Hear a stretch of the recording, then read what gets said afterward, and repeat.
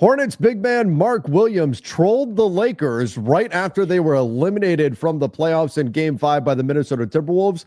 And now we've got a pretty good idea why. Some more details on why he didn't actually wind up in Los Angeles. I'm Trevor Lane. This is the Basketball Bulletin. Make sure you subscribe right here to the channel. And don't forget to turn on those notifications as well. Joining me is Donnie Freeman. Donnie, what did you think in this moment? Mark Williams sending out the little smiley face. That was right after the Lakers were eliminated. He clearly was thrilled with this outcome. How do you feel about players trolling teams? Look at the impressions on that. That's crazy. Right? 8 million views, 79K. That blue check is doing work, Mark. I see you. No, yeah, like that.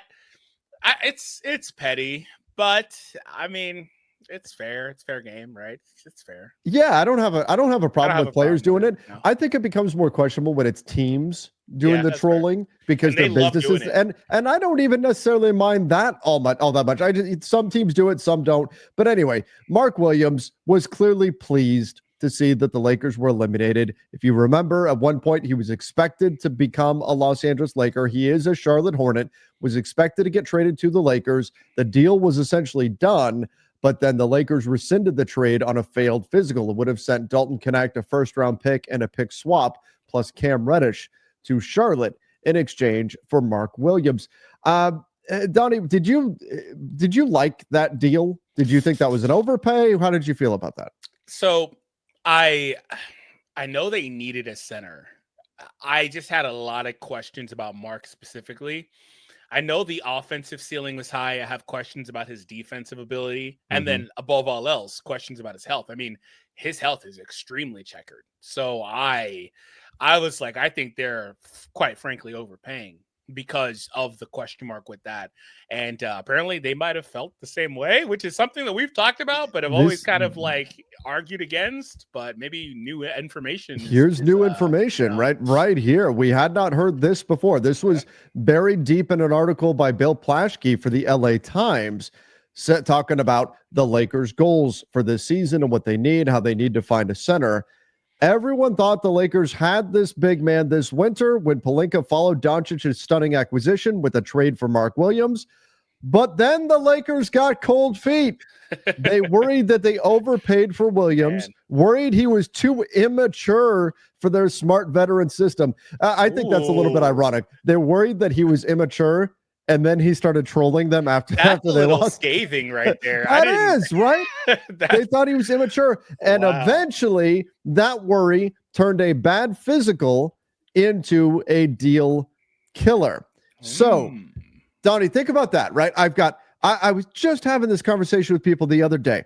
I've got a lot of people who think one thing or another. They think Mark Williams' physical was awful. It was terrible, and it was so bad that it caused the Lakers to rescind the trade, and obviously there had to be stuff on there. Otherwise, the Lakers would not have preferred going into the remainder of their season with Jackson Hayes as their starting center. Or the Lakers saw what the reaction was to the trade, saw that so many people said they overpaid, and went, nah, never mind. Actually, we don't want to do this. They got cold feet, and they rescinded the trade. From what Bill Plaschke was saying, it sounds like it's actually a little bit of both. That they had a little bit of buyer's remorse, and there were a few things that popped up on the physical. So when that happened, they went, oh, well, we already work a little bit, regretting this. And if there's stuff on the physical we really don't like, we're undoing this thing. Yeah, it seems like it's like smack dab in the middle because like you were saying, I'm sure they got the physical and were like, we don't like this. Remember, Adam Silver said that the physicals are subjective and stuff like that. And that's true. Like you may get one group to look at him and be like, oh, okay, well, he looks fine. And another group, oh, this doesn't look good. We don't like that. We're concerned about that. That's why anybody gets second opinions about anything, right? So completely subjective. I think the Lakers got it. We're concerned about the long-term viability of Mark, but might have still pushed through with it if it wasn't for, the concerns about his maturity and then also the potential blowback of, how much they were paying in this deal. And really the problem is ordinarily, if you're in that position, if you're the Lakers, you could go back to Charlotte and say, oh, we don't like XYZ. Can we rework this trade? They were not able to do that because they made the trade so late that it extended past the deadline and was just either approving or not getting approved. So, ordinarily they might have still traded for him under different circumstances. Maybe you take the swap out of there or something like that, but they weren't able to do that. So either you take it or you leave it at that point, and they chose to leave it. And I think it's worth noting too that they would have been in a position where they would have to commit long term. Yeah, that too. To Mark Williams. When you look at where he's at salary wise, obviously he's still on his rookie deal right now with the Hornets. By the way, when we talk about health with him, only played 44 games this season. Played 19 games last season, 43 games the season before. So he has not been the model of health or anything. A talented player, no question. But you look at contractually where Mark Williams is at, just $4 million under contract this season. That's certainly a bargain, but you see those little blue words in between this season and next season, extension eligible this summer. Now, you would have had the protection of restricted free agency after next season. And so the Lakers, they have decided, you know what, we're not ready to commit to this guy. He's 23. We've got questions about maturity. By the way, I wasn't very mature at 23 either.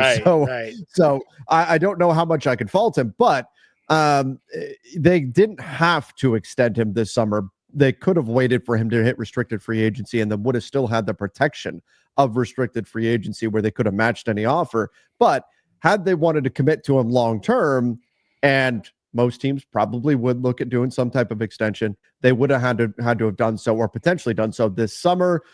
And if there's stuff popping up on the physical, in addition to the maturity questions and all that other stuff, I think that was enough where they said, are we sure this dude is going to be this center we want to put next to Luka for the next 5 years? And that was enough to give them pause. Yeah, I do wonder if there's been any talk about the maturity stuff, because trolling on Twitter is one thing, but I do wonder if there's been any talk about that internally for Charlotte's side of things. I haven't seen anything about that, just as a complaint for Mark.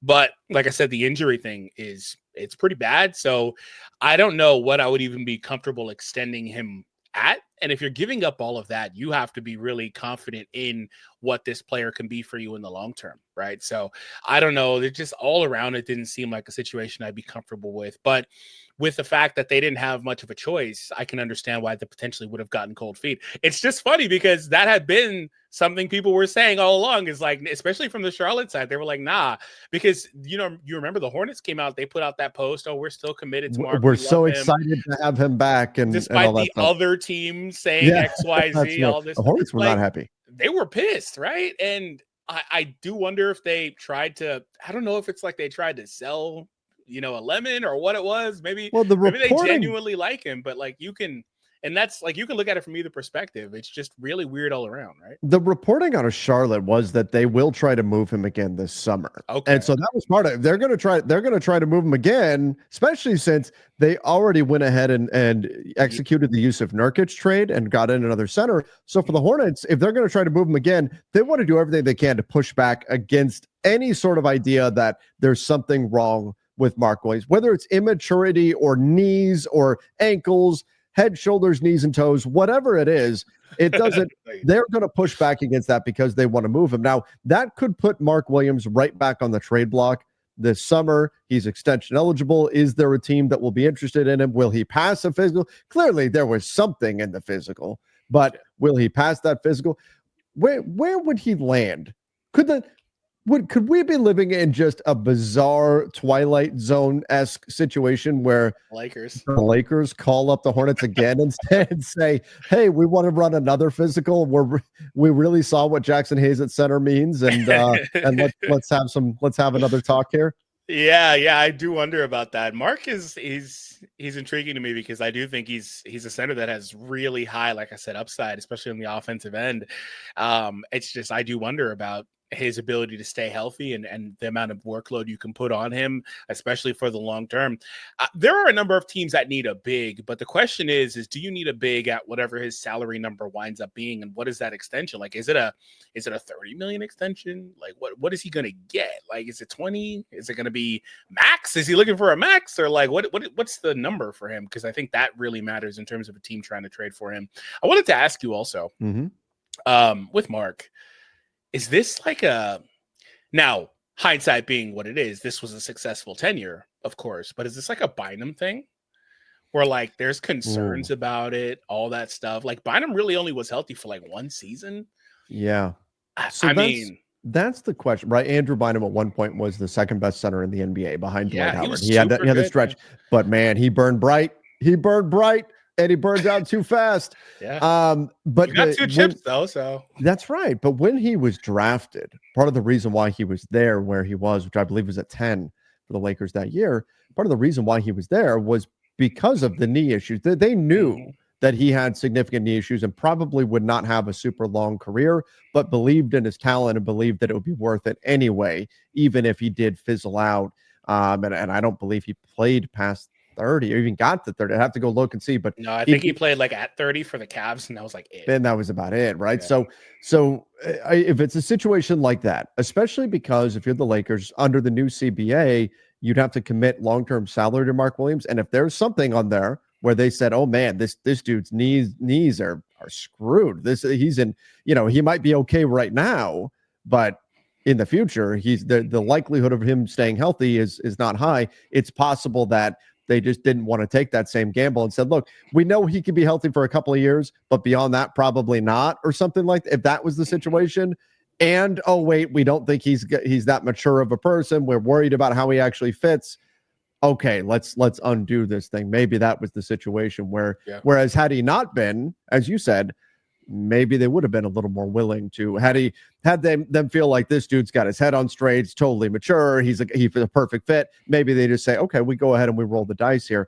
What do you do if you're the Hornets with him now, though? Do you try, and can you trade him? Well, I know they tried to save face, but the optics around all of this look terrible. Sure. Like I think they're going to try to trade him. I think they'd be well off trading him, maybe at the deadline at the latest. And if you're Mark, they've already tried to trade you once. You probably want out at this point, similar to like the KD thing where it's like, nah, you tried to trade me, just get me out of here. Obviously, timeline's different, stature's different, all that stuff. But, Mark may not want to be there. I don't know. But I think the Hornets would be smart to try to move off of him, especially if by chance they potentially know something about his future. Like, I don't know if they do or don't, but they're not going to tell us. Sure. So we'll see what happens with that overall. But, and let's not forget, think they may be smart. They have the third highest. If they get a top 2 pick, I think they could let go of. They very well could. They very well could. I mean, they're right there. They have a 52% chance at a top 4 pick, a 14% chance at going number 1. Let's just hit the button. Oh my just God! For fun. I thought it was it. There it is. They got top 2 though. They got top 2. They got a number 2 pick right there. That could certainly change the thinking for the Hornets. By the way, I did like their acquisition of Dalton Knecht. I thought he was going to be a nice fit for them, especially with where they're at. They could give him all the shots that he wants. If I'm Dalton Knecht, I'm a little bit bummed that I didn't wind up with the Hornets. The shooting of that group of him, Miller, LaMelo, like that's a nice like trio there. Not a lot of defensive upside, but that's a nice trio. They'd score the hell out of the ball. So this is a situation where I think we're going to see, I think we're going to see a lot of movement around the NBA this summer, a lot of trades. Mark Williams probably will be back on the trade block. And now, at least, we did not know this before. Both sides are right. Yeah. The Lakers did get cold feet, but there also was stuff on the medical report, and all of that combined to create the trade being rescinded. So good to know. And I think it'll be interesting to see how the Hornets play that moving forward here with Mark Williams. Yeah, I agree with you. Really quick, I wanted to ask you, do you think, because we saw this a lot immediately after the Lakers got bounced, would Mark have made a sizable difference in that series? Yeah. I mean, they were getting crushed in the paint. So yes, I think he would have made a difference. Is he the best rebounder in the world? No. Right? He could be a lob threat throw. I mean, let's put it this way. Maxi Kleber did not play a single game for the Lakers until game 5 in a win or go home situation. He made his Lakers debut. I mean, that tells you how thin at the middle. Or is that JJ lost his mind? JJ was desperate. Like, he was extremely desperate. He was. I think you might have still just played Jackson like 10 to 12 off the bench. Like, you might as well just do it. Like, okay, that's more than he was getting, but at least play him for 5 minutes off the bench. But JJ was super desperate. I guess that's what would JJ Redick trust Mark Williams more than Jackson Hayes? Although I'll tell you what, if they gave up what they gave up, to get Mark Williams, and they went through with it. Yeah. Rob Pelinka would be like, "Oh no, JJ, you need to play this guy after what we gave up to get him." Yeah, you better. You're look at, everybody's gonna be looking at you sideways if you don't put Mark on the court. I wonder if maybe he's a target. I do wonder if they exploit him being out there on the other side of the court. But yeah, I don't know if it's a sizable enough. That was the operative word there. Difference to maybe swing it the Lakers' way, because I felt like in several of those games, the Lakers just overall were tired. And then with the information we know, the Lakers would have made a run anyway because LeBron and Austin were banged up. LeBron was going to be out. He was going to be out for sure. So hindsight being all that stuff, it would have been nice to have another big, but I don't know. Maybe Mark isn't healthy either at that point. So he didn't play. It's not like he played every game when he came back to the Hornets. They set him out a number of games too. But an interesting situation. At least now we know. Again, still don't know exactly what was on the physical, but now we know it was a combination of the two things. The Lakers did indeed get cold feet. They did have real concerns about Mark Williams, and then the physical showed stuff that was concerning, and I think the two things combined to cause them to rescind the deal. Everybody give us your thoughts in the comments down below, and again, don't forget to subscribe right here to the channel. Until next time, see ya and stay safe.